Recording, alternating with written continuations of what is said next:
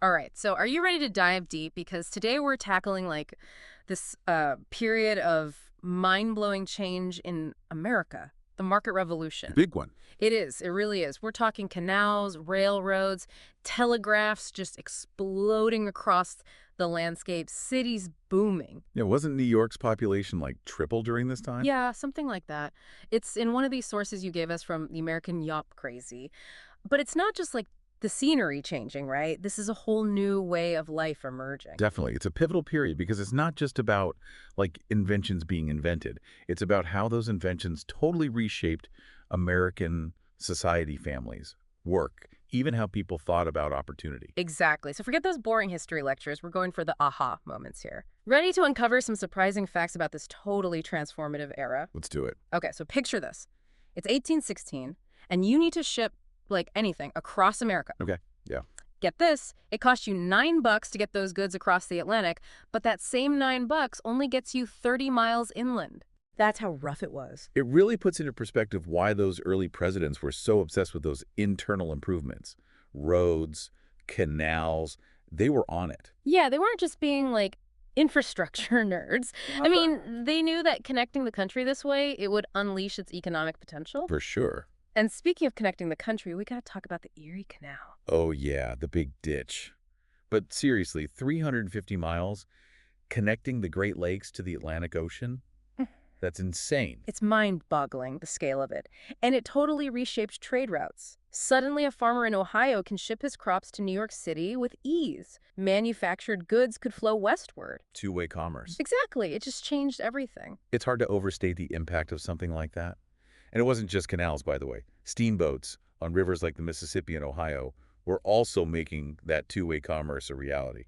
It's wild to think about those early steamboat captains just like navigating these massive rivers. But hold on, how did America even get the knowledge to build these factories and mills in the first place? It's not like they just appeared overnight. Yeah, and this is where things get a little, let's just say, interesting.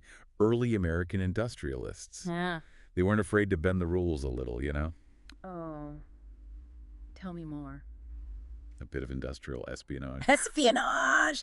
Okay, now you've got my attention. Well, take Samuel Slater, for instance. Where? British mechanic who basically memorized the designs of textile mills. Memorize. Yeah, memorized that. Then he just set sail for America in 1789 and recreates those machines from memory. Mm. Helps to jumpstart the entire American textile industry. That's some risky business. But he wasn't alone, was he? Oh, not at all. Francis Cabot Lowell. He pulls off a similar feat with the power loom. No way. Yeah. He spends 2 years in Britain studying their mills, but he couldn't take any plans out of the country, so he memorized the designs. It's like something out of a spy movie. And these stolen blueprints didn't just lead to fancy new machines, they led to new ways of organizing labor. You're right. Lowell helps to create those massive, centralized textile mills, like those in Lowell, Massachusetts.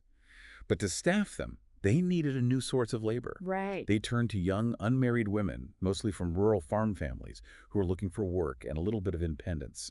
The famous mill girls. The mill girls, yeah. Sounds kind of glamorous now, but I'm guessing the reality was far from it. Yeah, you're right. While the mills did offer women a level of economic independence that they didn't have before, the conditions were tough. Long hours, strict rules, sometimes dangerous working conditions. That was just the norm. It's so easy to romanticize the past, right? Until you hear stories like that. These women were working incredibly hard just to make ends meet. Absolutely. And this shift to factory work, it wasn't just about economics. Yeah. It had this profound impact on family structures and gender roles, too. It really solidified this whole idea of separate spheres, didn't it? That men belong in the public world of work and politics, and women are relegated to the home and family. And that idea had been around, for sure, but the market revolution made it central, at least for those who could afford it. Let's not forget this ideal of a woman staying home. That was a marker of class. If you were poor, everyone had to work. That's such a good point. This whole romantic childhood thing, kids being sheltered at home, getting an education that was a luxury for middle and upper class families who could afford to not have their kids working. Exactly. For poor families, children were still a vital part of the workforce, just like they had been for Well, pretty much forever. This wasn't some idyllic time for everyone. And you can't talk about the market revolution without talking about the impact on immigration, right? Because this period sees this huge wave of immigrants coming to America. You're right. Between 1820 and 1860, over 5 million immigrants arrive in America. That's like the entire population of Ireland at the time. Wow, that's incredible. What was drawing them to America? Well, you have the Irish fleeing famine, desperate for a fresh start. You have Germans seeking economic opportunity, escaping political turmoil back home. You also have Jewish immigrants, primarily from Germany and parts of Poland, looking for religious freedom and a better life. Each group with their own story, but all searching for something better. I can't imagine the challenges they faced coming to a new country. I mean, you're talking tremendous obstacles, often facing discrimination and prejudice, forced to take the toughest jobs, lowest pay. The Irish especially were often stereotyped and treated with suspicion because of their Catholicism. It's sad to see how some things never change, even after all this time. But despite these obstacles, these immigrant groups played an essential role in building America, right? 100%. That They provided the labor that fueled the market revolution. They enriched the cultural fabric of the nation. They became a vital part of the American story. Their stories are woven into the fabric of our nation, even if those stories haven't always been told with the respect and dignity they deserve. And their arrival also highlighted some of the growing pains of this new market economy. right. Competition for jobs and housing, it led to social tensions, and you start to see the emergence of labor unions. Workers realizing they had power in numbers, Exactly. demanding better wages, safer working conditions, even pushing for limits on child labor. It's like, Yeah. are we still talking about these issues today? So relevant. It's crazy. And those early labor movements, women were right there on the front lines. Absolutely. The mill girls of Lowell, for instance, they weren't just going to accept their lot in life. No way. They organized strikes, demanded better hours, better conditions. Wow. I think the American Yawp mentions strikes in 1834 and 1836. Can you imagine the courage that took to go up against those factory owners like that? Talk about trailblazers. It's inspiring. Makes you wonder what they would think of working conditions today. But these struggles for workers' rights, they weren't confined to factories, were they? No, not at all. You had artisans, for example, who had once enjoyed a certain level of independence. They were finding themselves more and more squeezed by the pressures of mass production, Right. losing control of their craft, being forced into wage labor, just like those working in the mills. So it's a time of tremendous upheaval for many people. Makes you think the market revolution was a bit of a double-edged sword, wasn't it? How so? Well, on the one hand, incredible innovation, economic growth, opportunity. But on the other hand, exploitation, inequality, unrest. Yeah, that's a really insightful way to put it. The benefits of this new market economy weren't always evenly distributed, and this growing gap between the haves and the have-nots, impossible to ignore. And speaking of which, we can't talk about the market revolution without talking about, well, the elephant in the room, Yeah, slavery. right. Because while the North is undergoing this rapid industrialization, the South is experiencing its own economic boom fueled by cotton. And wasn't that demand for cotton growing thanks to those very same textile mills in the North? Exactly. And Eli Whitney's invention of the cotton gin back in 1793, that was a turning point. Huge. It made it so much easier to process cotton so planters could grow and sell so much more. So the North's demand for cotton basically supercharged the institution of slavery in the South. It's like this tragic irony. It really is. Yeah. And while some might try to draw this hard line between the free labor of the North and the slave labor of the South, the reality is they were deeply intertwined. It's a good reminder that economic systems don't exist in vacuums, you know. They're shaped by and have a ripple effect on everything around them, for better or for worse. Yeah. Which actually makes me think of something you mentioned earlier about the free labor ideology. What does that even mean? Why was it such a big deal during this time? So the idea of free labor, it was central to how Northerners viewed themselves, their society. It was more than just working for wages. It represented this freedom of choice, opportunity, the potential for upward mobility. The opposite of slavery, which they saw as morally reprehensible and economically backward, of course. So free labor was about way more than just economics. Oh, for sure. It was a moral and ideological stance, too, about defining what they believed in. Exactly. It fueled this sense of superiority over the South, provided this powerful justification for their economic system, even with all its flaws.